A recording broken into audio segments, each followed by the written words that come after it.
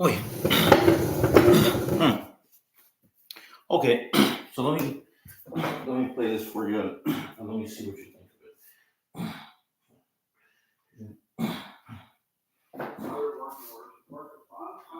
I would like working there. I mean, although the people of Texas, of it. No. the people that we're working with, Yeah, this is Richard talking about his life. I We mean, actually get talking I've all about the city of Brentwood. the supervisors, they're way nicer than Walmart. I mean, way nicer than Walmart.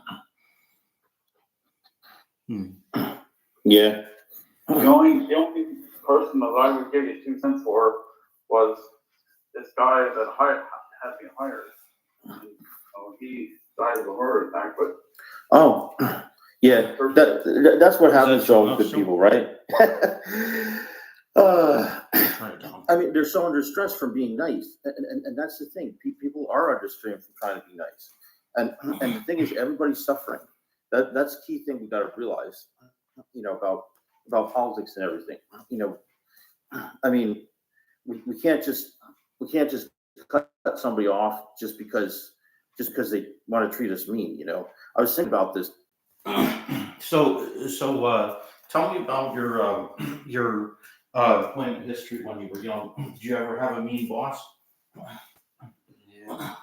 Because you heard Richard complaining about Walmart, and after Walmart blacklisted him for coming back, he found this miracle boss at BJ's who was willing to hire him. But what do you think about that? Did you ever have something like that in your life? When you were just starting out in life? I'm lucky we didn't find a nice boss to take his place, though. That's the trouble. Yeah. Disaster stories. So like the woman that was my patient. Mm-hmm. She did the same thing that Tina said. The guy said, and the guy said, "Hey, I don't have any money or something in the check," and What do you mean he didn't have money in the check? Payday. He was doing a payday loan?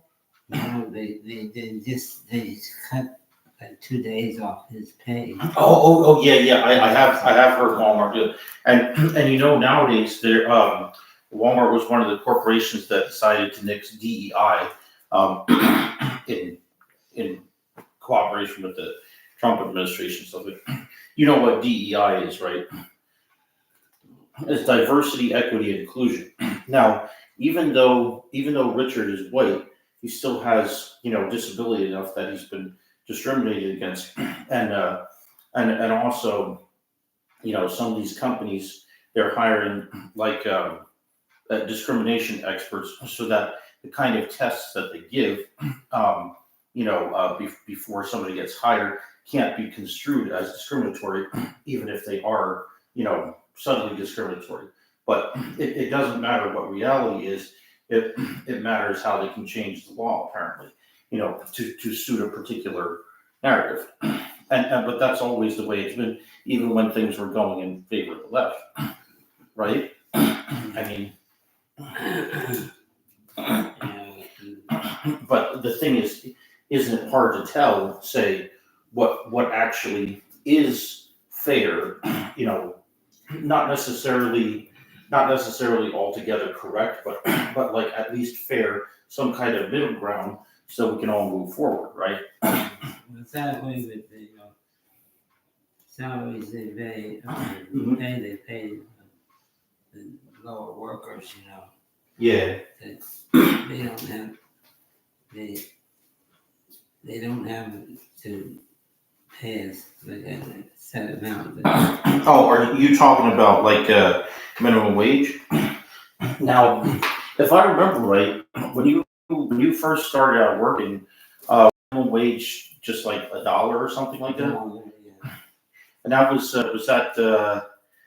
that shortly after Eisenhower was president? Who was president when you were in your teenage? Eisenhower was president. Yeah. 6 years old. Yeah. And just to be sure, How old were you when you moved from Pottsville to Wyomissing, or Berkshire Heights to be exact? And that really created a problem because, well, one thing, my dad was a pretty big spender for a man. You know, he made you if something is broke, just fix it. And it sometimes works out, but most of the time, if you're on the poor side, you know, you can't get that amount of money without borrowing. Yeah. So you had a whole lot of debts. Mm-hmm. But the debts were manageable just about Mm-hmm. as long as we didn't get any new big debts. Mm-hmm. Unfortunately, when we moved there, Mm-hmm. the houses there were priced about at least twice as high Mm-hmm. as the ones in the old town that we lived in before, you know. Yeah. So it had much better value there. Yeah. So So, like, what do you make of like the social safety nets? Because apparently, a lot of the things like Medicare, Medicaid, and stuff, were added on during Lyndon Johnson's Great Society. I'll tell you what, that showed up in food. We had 7 kids, Mm-hmm. and my dad only made Yeah. money enough for like Yeah. $5,000 or something like that. Yeah. And they still have all these taxes and debts. Mm-hmm. And they even married my sister she was born in 1130. You know what I mean? November. So the way that she was born, since she was born in November, the government thought he was trying to trick them and not paying any taxes because she was born in November. Oh. So they called him in and grilled him about, you know.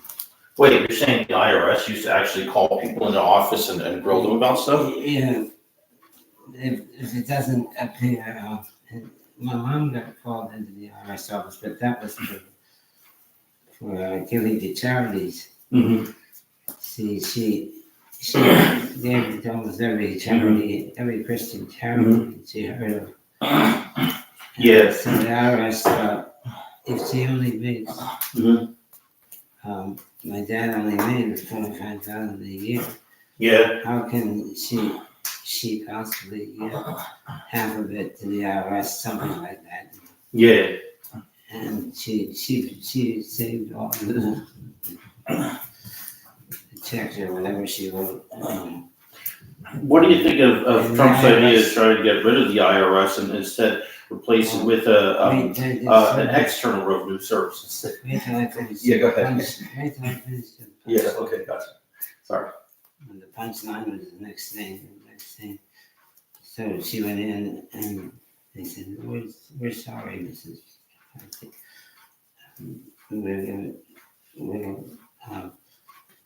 You have proof of all your stuff, so it's okay, you know. Donations, but Yeah, but what tax didn't they think that she paid? she didn't pay any tax. Oh, I okay. mean, in other words, but she thought that her income was low enough that she didn't have to pay any tax. Yeah. But they thought she probably got some other money that was taxable. So she was practically a housewife and just working a little less than part-time, right? Yeah, something like that. I don't know the details. Maybe like quarter time, if there is such a thing. Like, 10 hours a week maybe or something? Yeah. Yeah. But that's interesting that they would come after her for that. Yeah. Okay. You want to go to the next one? Did anybody see that one that I wanted to see? Let me see if let me see if I can find, okay, so here's a list of all the different things that were put into place during Lyndon Johnson's Great Society implementation. Play it for you. B. Johnson's Great Society initiative brought about a significant expansion of social programs in the United States. Here are some of the key safety net programs that emerged from that era. Medicare. This program provides health insurance for individuals aged 65 and older. Medicaid. This program provides health coverage for low-income individuals and families. The Food Stamp Act of 1964, now known as SNAP. This program provides assistance to low-income individuals and families for purchasing food. Head Start. This program provides early childhood education, health, and nutrition services to low-income children and their families. The Economic Opportunity Act of 1964. This act created various programs aimed at combating poverty, including Job Corps, a program that provides job training to young people. Volunteers in Service to America, VISTA, a national service program designed to fight poverty. Elementary and Secondary Education Act of 1965. This act provided federal funding to schools serving low-income students. These programs aim to address poverty, inequality, and social injustice, and they have had a lasting impact on American social policy.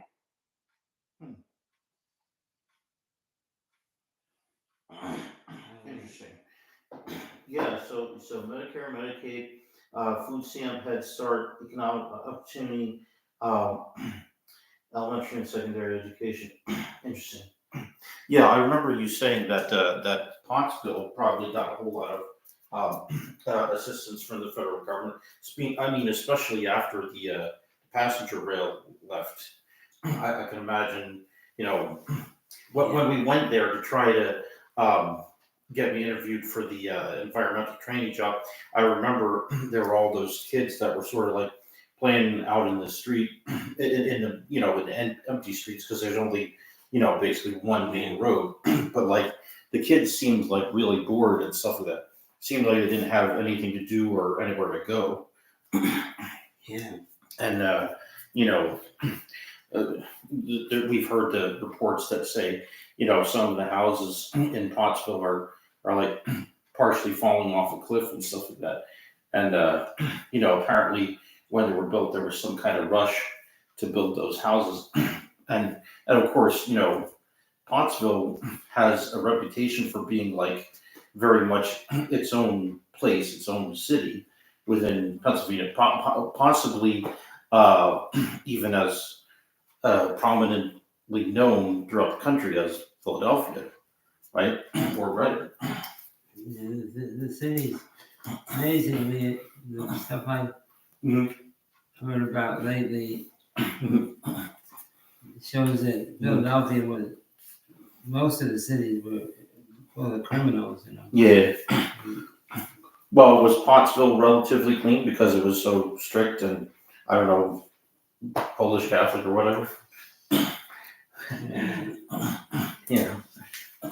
Or, I mean, maybe I shouldn't have been so blunt, but I mean, like, you did say that essentially there was an overall like Catholic culture there, right? In Pottsville, Yeah. and everybody was like really strict. And then even when we went there, you said people might be, you know, watching us just to make sure we were okay. But I mean, that's a lot of recent white settlers that came. Yeah. From You said each different immigrant group didn't like the next one that came. You said it was Polish, and then it was German, and then Irish, right? Irish Yeah. was first. Before, Yeah. Irish and Polish and Italian came sort of together. Yeah. So were there any coal mining strikes during your time in Pottsville? Not that I remember. Were you told about them? How many years before you lived there would you say that it happened? Well, The really famous ones, like Molly McGuire's and such. yeah, well, one requires. I can look it up. It was only a small number of people that were hanged, but they didn't get much rebellion anymore after that. The Yeah. other one was, there was a big cold strike, Mhm. more than one in the bars. And that one, Okay, I'll have it. Yeah. It was really early on. It says 1875. I'll have it read it. It's associated with the Molly Maguires in the Pennsylvania coal region occurred primarily during the 1870s, with a significant focal point being 1875. This year saw the Long Strike, a major coal dispute that intensified the conflict and led to increased violence. It was also the year when many of the arrests of alleged Molly Maguires took place. Therefore, while the tensions and some violent acts occurred throughout the early to mid 1870s, 1875 was a year of very high activity. Yeah. So so they locked them out of their jobs. That's how yeah. they made them get no food or anything. You know. So then they broke the union, and that's what happened. The union had no more power, Mm-hmm. and they sent armed gunmen Mm-hmm. to guard against them coming to work. Yeah. Okay, I'm going to play a little bit about the history in general. So this might help jog your memory. Um, Pottsville, Pennsylvania has a rich history, deeply intertwined with the anthracite coal mining industry, and its cultural makeup reflects the waves of immigration that fueled that industry. Here's a summary. History. Early development. The area's development was significantly influenced by the discovery of anthracite coal in the late 18th and early 19th centuries. Pottsville grew rapidly as a center for coal mining and related industries. It became a key industrial hub in the region. It is the home of the oldest operating brewery in the United States, Yuengling. Coal mining era. The coal industry brought significant economic growth, but also social challenges, including labor disputes and the presence of groups like the Molly Maguires. The mid to late 19th century was a period of intense industrial activity. Later developments. Like many coal-dependent communities, Pottsville experienced economic decline as the coal industry waned in the mid-20th century. The city has since worked to diversify its economy and preserve its historical heritage.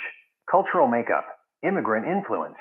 The coal industry attracted immigrants from various European countries, including Irish, Welsh, German, and Eastern European populations. This influx of diverse cultures contributed to the city's social fabric. Historically, the Welsh and English populations were very prominent in the town's early business and governmental roles. The Irish population were also a very large demographic that were heavily involved in the coal mining industry. Current demographics. Today, Pottsville's population is predominantly white, with smaller percentages of Black or African American and Hispanic residents. Information from link to datariandchile.io shows the largest ethnic groups are white, non-Hispanic, Black or African American, non-Hispanic, and white Hispanic. Therefore, while the city's history is rooted in diverse immigrant backgrounds, its current population is less diverse. In essence, Pottsville's history is a story of industrial boom and bust, shaped by the hard work of immigrant laborers and the enduring legacy of the anthracite coal era. yeah, I do seem to remember them saying that Pottsville was unable to keep up with the Midwestern anthracite coal mines, and then that led to the coal regions in Pennsylvania failing, and then the Reading Railroad ultimately failing. Yeah. Yeah.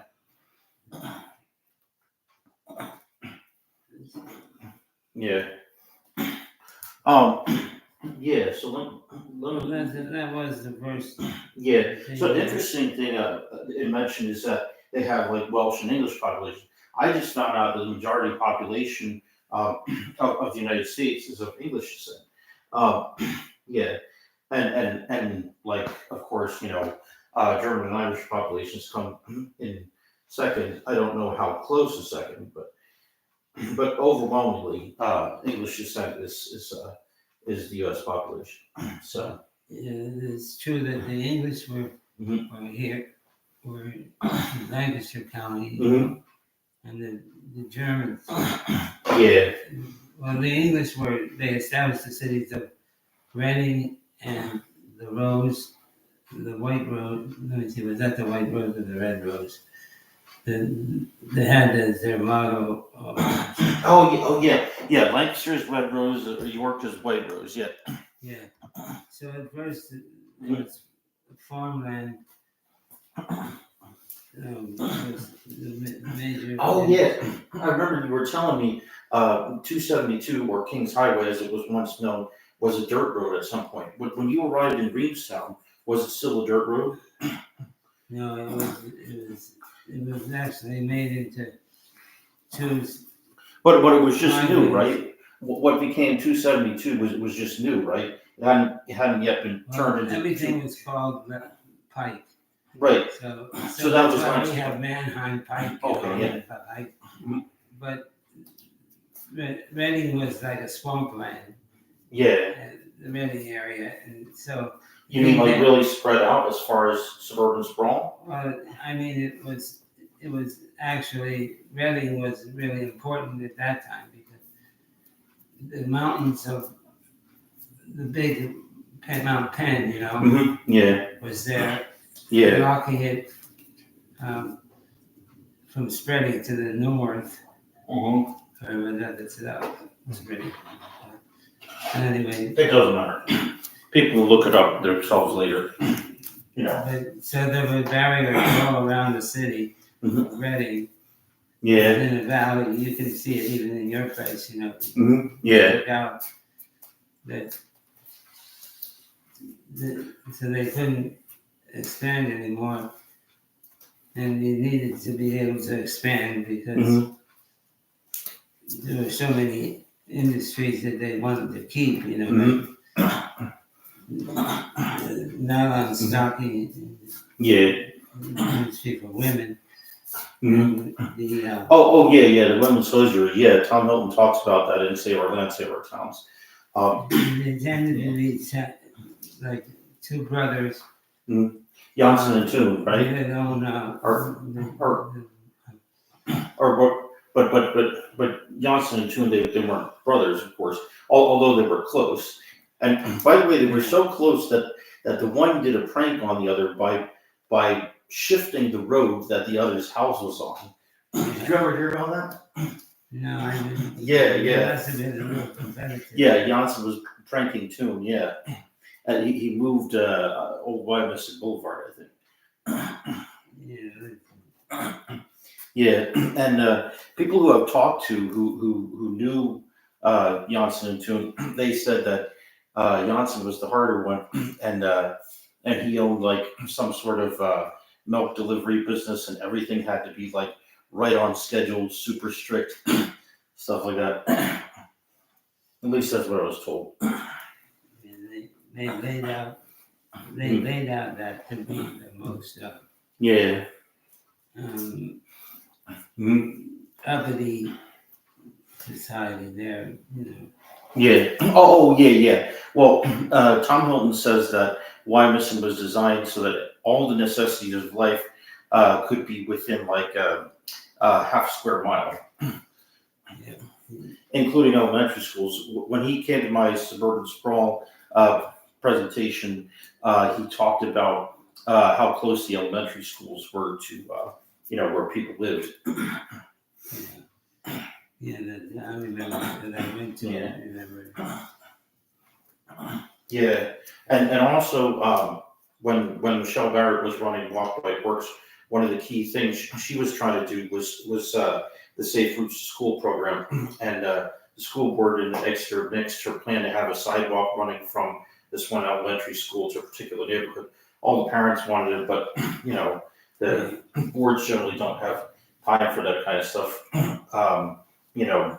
Generally speaking, all governments, all corporations, all organizations are going that way, where essentially they're becoming, say, more institutional rather than people oriented, and so there's sort of like a disconnect with like the professionalism. But see, I think we're just sort of starting to see that now, and people are getting a little bit resentful of that. But the thing is, I understand in your day and age, it was there were no second thoughts about it. There were just some people who you could not approach, right? I mean, were there a lot of like high and mighty people, like unquestionable, like establishment people, if you will, who were, say, old money from the railroad days. Do you remember anybody who was like that? I know. Just like, like powerful families who sort of like step out of the shadows. You don't know if you're going to accidentally insult them by saying something, but then you find out who they are when they say they don't like something you say. Yeah. I mean, do things sometimes work that way? Yeah, they definitely won't go away with it. Yeah. I mean, it's a matter of, But I mean, like in, okay, I guess, okay, and there were also some rich people who were generally seen as nice too, because like in Lancaster they have Ann B. Barshner, and then of course in Reading they have Al Bosco. and the phone company. That was Phone company? the phone system in most places was eaten up by the different bells and. Oh yeah, I do seem to remember that you were talking about that before, especially with Grandma's old phone that the companies kept being swallowed up by bigger companies, right? Yeah, well, Right, and they would sometimes talk about this in the '90s, a phenomenon known as slamming, and before you knew it, you'd be signed up for a new phone service, and you wouldn't know about it until they told you. I let You got a one bigger bill. slam me for 1 month, and then I dropped out of it. I never went in. Yeah. Do you remember MCI? Do you remember when we used to have MCI? I remember that. I forget the name of the one that slammed the most, but that was it. Yeah. But their phone bill would go up sometimes like 10 times as high as it used to be. Yeah. Oh, I remember when email was first coming out and MCI had MCI mail, except that you couldn't send pictures because it would be like a gazillion bytes and then they would charge you for like 50 messages when you were trying to send one picture of a smiley face drawn in Microsoft Paint. Yeah. I remember that. And then my mom got on the phone with them and said she was going to switch to Juno, but the only problem was it was the same, situation. You could only send plain text if you didn't want to be, built like this. That was later when Yeah. computers came in, but Yeah. the time. I can hardly remember what life was like before 1995, though. Before we had computers. I do remember we used to go out and play outside with the neighbors. We would always, me and Tina would always hang around with Leanne Good, and then when Crystal came to visit the Goods, Tina would play with Crystal and I would play with Philip, and of course, it was then that I also realized, that girls had more intimate relationships and needed each other more, or apparently needed each other more than boys did. And that's one of the strange things that I find out about our society. That that men have to sort of be quiet and sullen and just come up with the goods. Yeah. Just produce good things, but for like the higher ups and stuff like that. So I was And then of course, as someone like Ben Shapiro would say, the main purpose of marriage is to have babies. And did you ever see any cases, which people had too many children, that they couldn't afford or something like that? How was the poverty situation in the Reading area back when you lived there in Berkshire Heights? Was everybody in Berkshire Heights pretty well off? I mean, did you often not see the center No. city of Reading, or did you frequently The way go? it worked was it was really a little complex, and most things are complex when you look into them. Yeah. Different geographic groups and Yeah. different age groups and different industrial groups. Yeah. But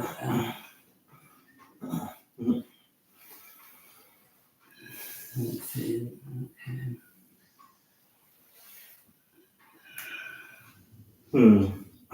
Yeah. We were talking about Yeah, give me a second here. Well, what I wanted to ask you, do you remember any of the other, famous stores that were in downtown Reading besides Pomeroy's? Like, what were their other, Again, iconic buildings, iconic I stores? shouldn't say her name because Well, if the AI will answer it, then I can get it from the AI. What were all the iconic stores and I think it's in there, but I And- must be careful to make a comment because and buildings in Reading, PA there was during a 5 the or 6 story 1970s. building called Jewelry. It was a Well, jewelry let store. me see. Let me see what we. All right. Uh. Okay. Yeah. Let me just play this. Pennsylvania during the 1970s was a period marked by the evolving retail landscape, with both downtown establishments and the rise of the suburban mall playing significant roles. Here are some of the iconic stores and buildings. Berkshire Mall. This was a major development, opening in 1970, and it significantly impacted retail in the region. Key anchor stores included Sears, John Wanamaker's, later replaced by others, Lit Brothers, later became Pomeroy's. The mall became a central hub for shopping and social activity. Downtown Reading, Penn Street. While the malls were growing, downtown Reading still had important stores. Department stores like C.K. Whitner's were prominent. Five and dime stores such as Woolworth's and Kresge's were also very popular. Boscov's original store was also in Reading, the Great Factory Store. This was a very large outlet location that held many outlets from local textile manufacturers. Outlet stores. Reading became well known for its outlet stores, especially those related to textile manufacturers. Stores like those from Vanity Fair, David Crystal, Talbot's. Other notes. The era saw the rise of shopping malls, which shifted some retail activity away from traditional downtown areas. These locations represent a mix of traditional downtown retail and the newer suburban mall experience that characterized the 1970s in Reading, Pennsylvania. Right. Yeah, I know. Well, I mean, it's just an AI, so it doesn't know any better. I mean, that's the thing. I mean, even the GPS used to say Reading, and even the RRTA bus used to say Ephrata instead of Ephrata. Yeah, it was kind of funny. Yeah. But see that's the thing. I mean technically they're foreign names because Reading is also a British city as well. And then Ephrata comes from the town of Ephrata, Bethlehem, where Jesus was supposedly born.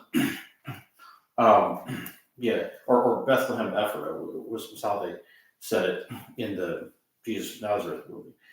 Except they spelled it slightly different than we spell Ephrata today. Oh, by the way, get this. Ephrata has like a population of 10,000 and Columbia has a population of 13,000. And yet RRTA still favors Columbia with more runs and route length than Ephrata.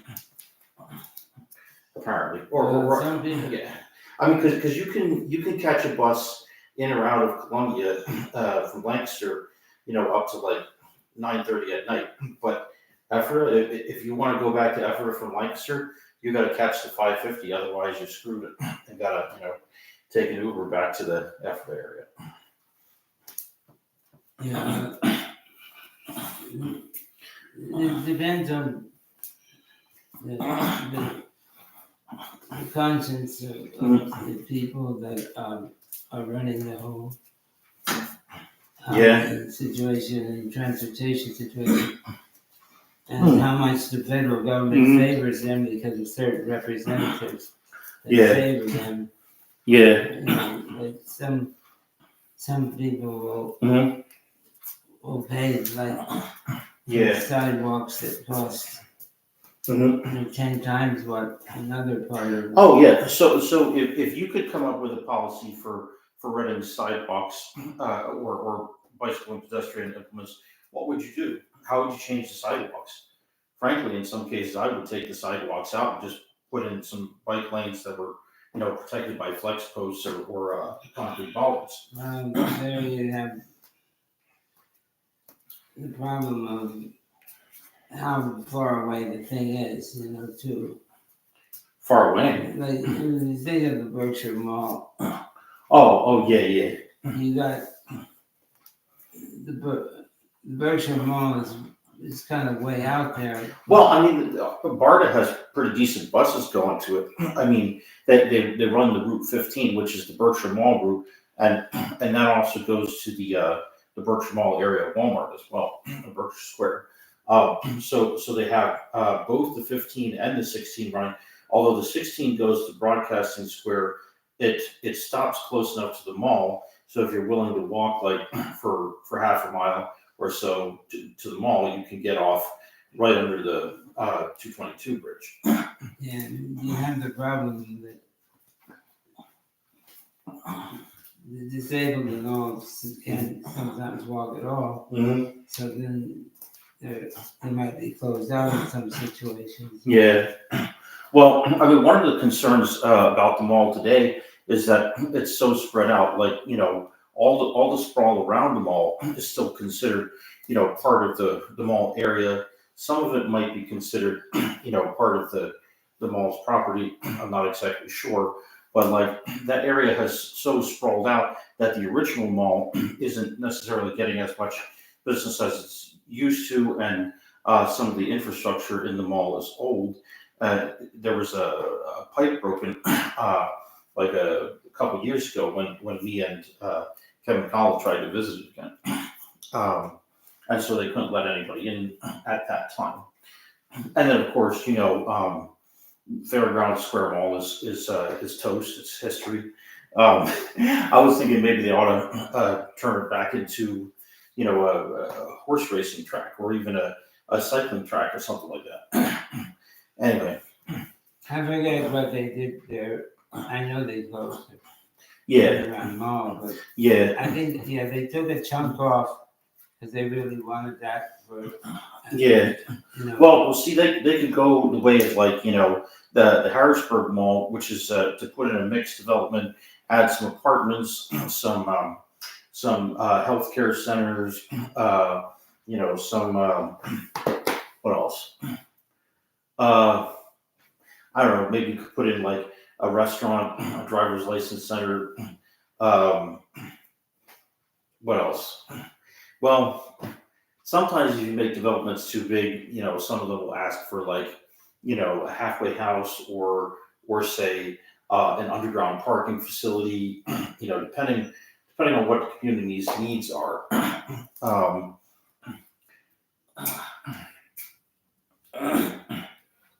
Yeah. Yeah. The same thing that happened to the Harrisburg Mall also happened to the Colonial Park Mall. They're putting in mixed development there too. The only thing they retained from the Harrisburg Mall was the Bass Pro Shops. I was a little disappointed because I used to go to the Harrisburg Mall for Second and Charles, which was an amazing bookstore. I bought so many books there that I never ended up reading, and of course Sergey made me get rid of a lot of them. Same thing with Ollie's. I'm like addicted to Ollie's and stuff like that, and all the. Oh yeah, that's right. I remember you used to go to that store called Rickle, right? That was there before Ollie's. Yep, Nichols was it. And there was also a store called Nichols too, right? Nichols. Oh, where? Okay, so where was Nichols in relation to Rickles? Oh, Nichols was easy where it is. It is. Well, there were very few department stores in the Ephrata area. Oh, So yeah. So you had to go to Reading for most of your needs, right? Yeah, you had to go to the big mall. Yeah. But what there was did make up. Well, there was an overcrowding. There's so much building in the Berks in the thank you for having me. Lancaster and Birch came together. Yeah. Now, did most of that development come when people were fleeing from Reading after like the mafia area, which is talked about in the Go Reading Burke's documentary, The Corrupt City?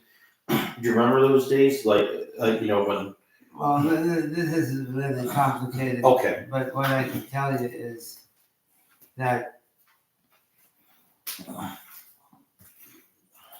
there were many ways you could get success financially Mm-hmm. In that area. So Yeah. they would have Mm-hmm.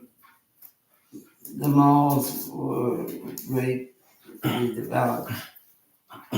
Well, I heard that railroad employees got paid pretty well, and they could retire at the old YMCA building. Or I think it was said to be in a YMCA building that was also the Reading Railroad retirement home or whatever.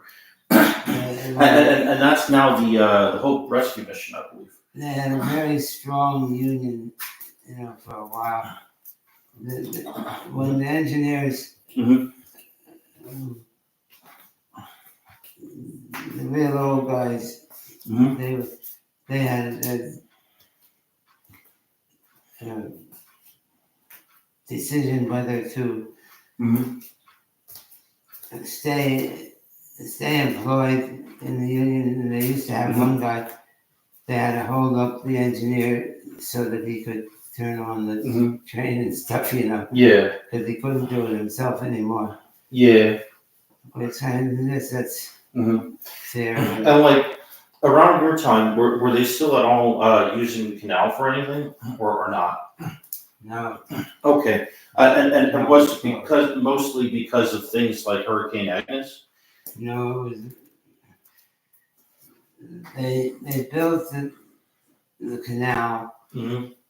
to let them get around. So it wouldn't be so expensive, I guess, to haul things up Yeah. the mountain and down the mountain.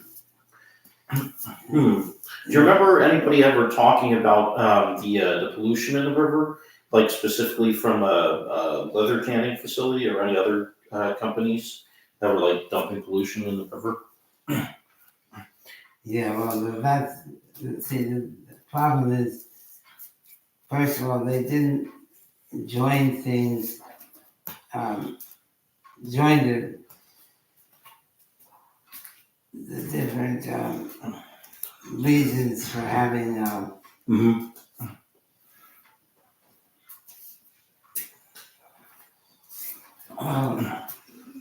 Yeah.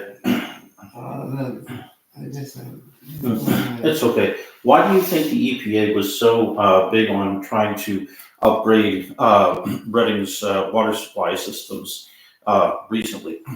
Biden put a lot of money into the Reading area, like as if all of New York and all of Philly were just suddenly going to descend on Reading. You think that's a valid assumption, or is that totally bogus? Well, Or is it in the middle? Are people carefully considering their options? Do they want to move to a smaller city with more trees?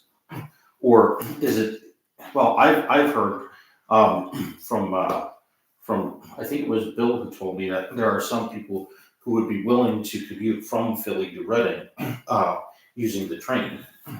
I mean, as long as the passenger rail is, restored. What happens with these storing programs, this is true in the Philadelphia area and the Reading area. Mm-hmm. You have some crime operations that maybe, you guess would, they handle the corruption. Oh, well, see, I don't know if you remember, but when Caltagirone was still in office, he was still on a gaming committee, meaning there could have been, some remnant of like concerns from the mafia days around, that they wanted to make sure that nobody was, slipping these racketeering oriented gaming machines into stores. Because like in the corrupt city, they would say, well, the inspectors would come in, the gaming inspectors, they would take out, a an illegal gaming machine from the front, and then through the back entrance, somebody would just load another gaming machine in there. But what about these slot machines or whatever made them illegal? Well, you learn a lot, believe it or not. Mhm. Many things under the blue laws of Pennsylvania. Mhm. You couldn't have a baseball game or anything. Yeah, you couldn't have a baseball game on a Sunday. I remember learning about that from the historian from the historical society. Yeah, and they had things like regular patriotic sings and stuff like that. And for the days of the Spanish flu, they only closed up things for like 2 weeks, and then they had everybody go back to work. Yeah, nothing as big as like what we did for COVID, he said. You would say what was COVID in your company? Well, no. He was saying that for the 1918 Spanish flu, as it was called, uh, they didn't take off much time for work, even though it was an epidemic that was likened in size to COVID. I don't know if COVID was considered more virulent than the 1918 Spanish influenza, as it was called, but oh, why don't we ask the AI?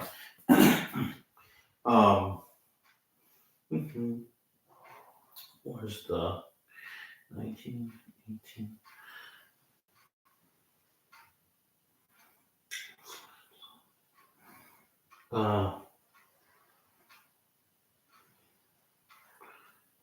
As widespread and dangerous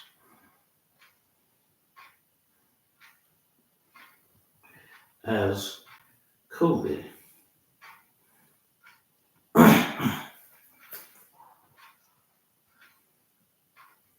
Okay, I'll have this read it aloud.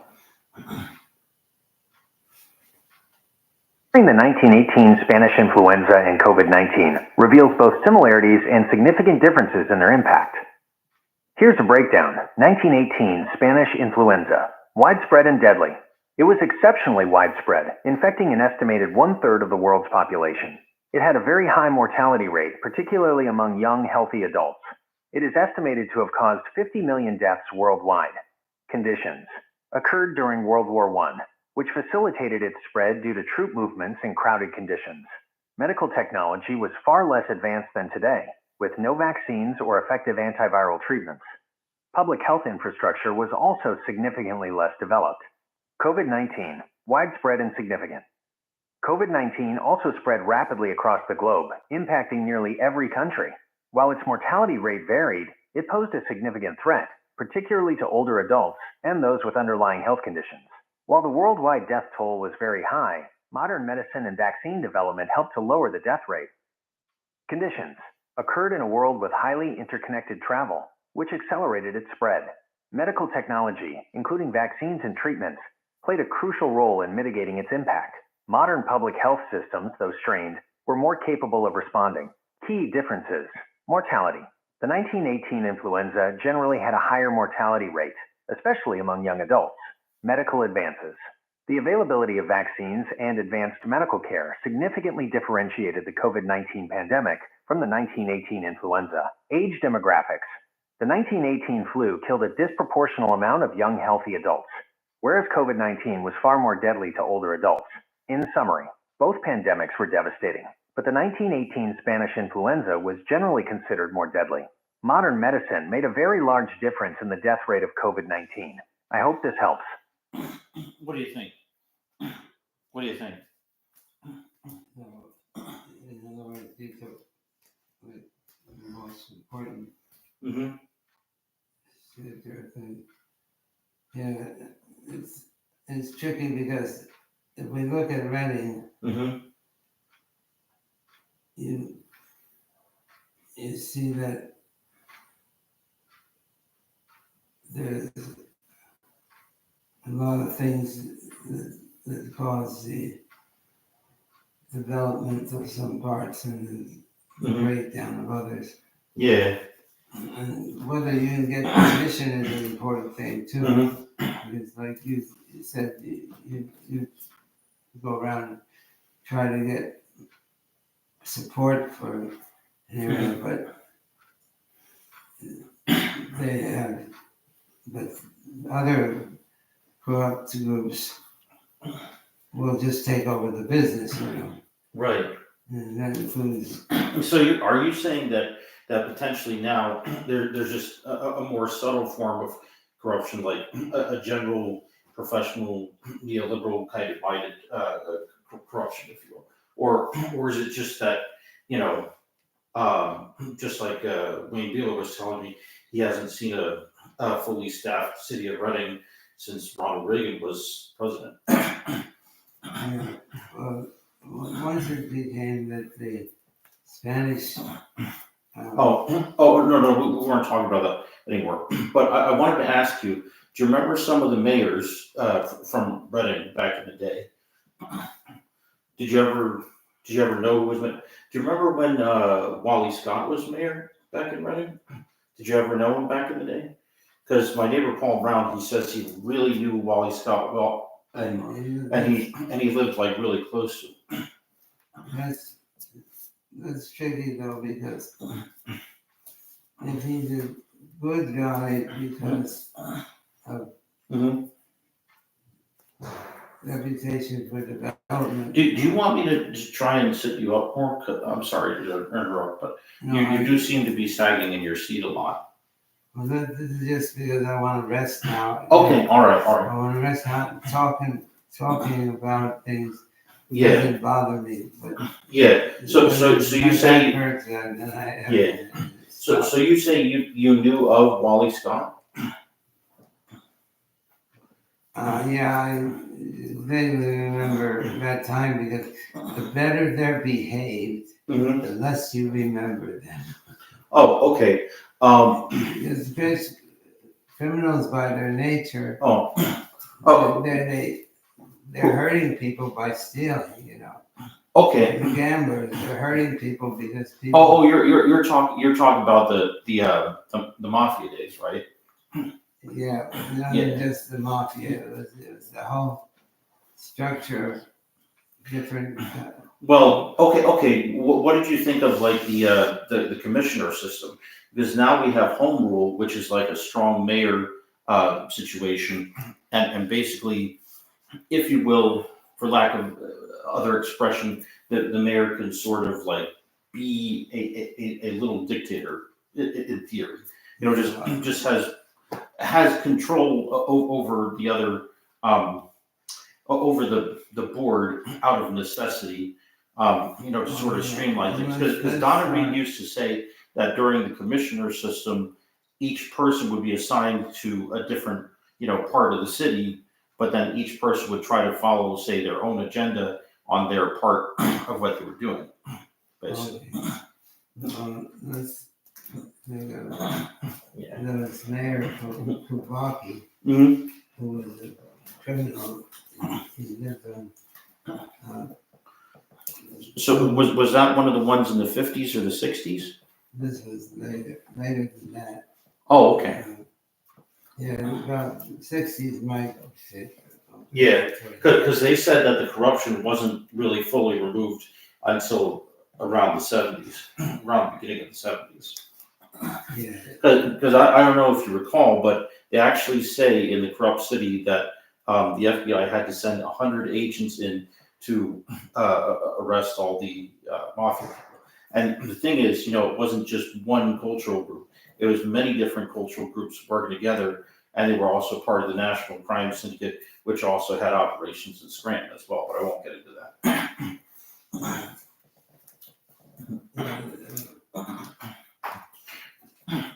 Yeah. Yeah. So. Okay, so if you want to know about them, Yeah. was. They had all the gambling. They were, gambling.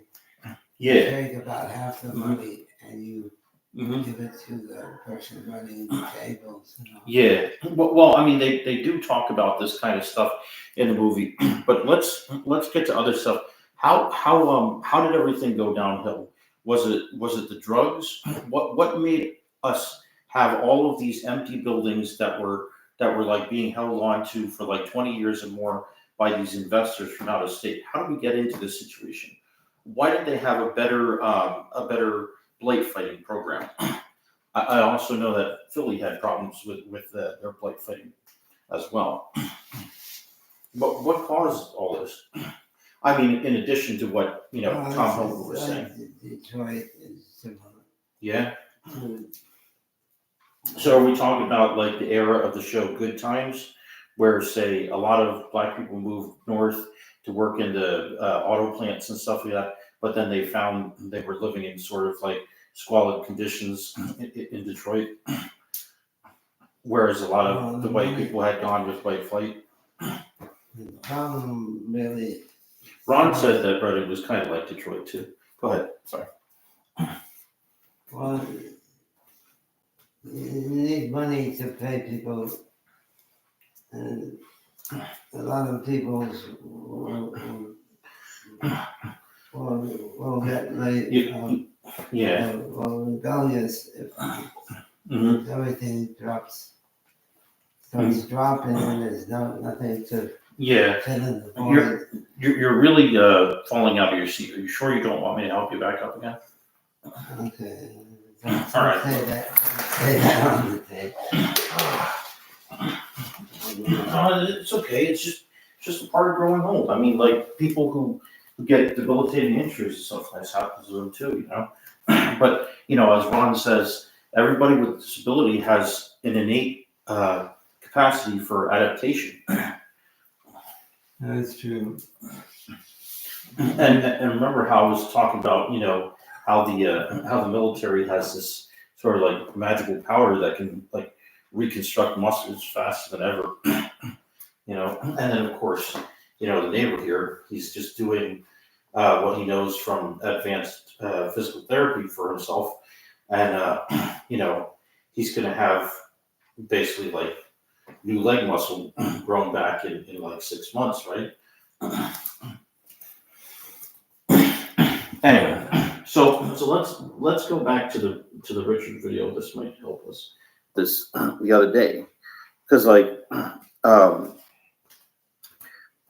was saying to somebody, if you stop the resources going to people who want to do, bad things to you, well, then they'll just get more resentful and go underground, right?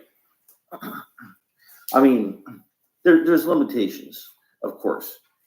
Somebody like Tara could be, lowered to a certain amount where she can't really fight back all that much. But I'm saying people who are like more equipped, like I want to say more in the closet as like extremists or whatever. You know what? Karen's mad at her mom because she's making her pay for this storage space. You know why she's making her pay for storage? Because she doesn't have enough money to drink. Oh, yeah, that makes sense. Oh, I wanted to, yeah. So just on a sidebar. So like during the time that you would regularly travel to the city of Reading, do you remember if it had like a big drug or alcohol problem? Because now they have a lot of like advocacy organizations. Knows for a long time. But no big alcohol problem, right? I mean, because we have tons of bars now, and nobody appears to be like totally drunk or anything, right? Yeah. So like, how did they get the drug problem under control, or did they during your time? No, I would say no. What happened?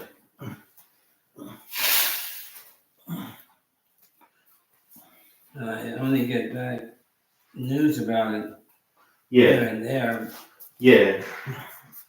And generally speaking, we didn't have any of the sort of things where like, some of the college students were like, having trouble with like their suppliers and stuff like that.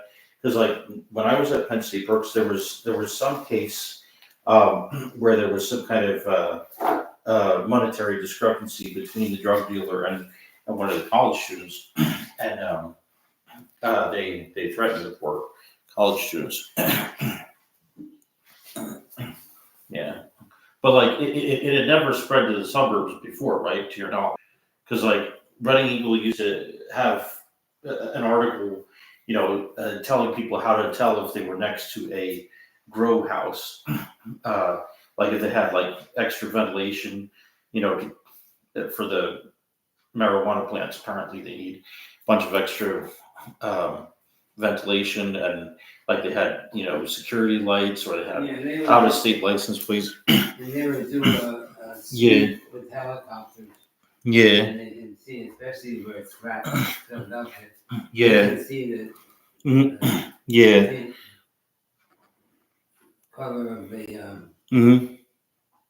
Yeah. I better those end this for now because we're at an hour.